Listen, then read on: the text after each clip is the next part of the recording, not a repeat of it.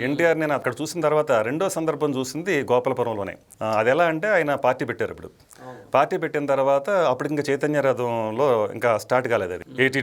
82లో ఆయన ఎలాగే తెల్ల పంచే తెల్ల జుబ్బా వేసుకుని అంబాసిడర్ కారు ఆయన ఓన్ అన్నారు, తర్వాత తెలిసింది.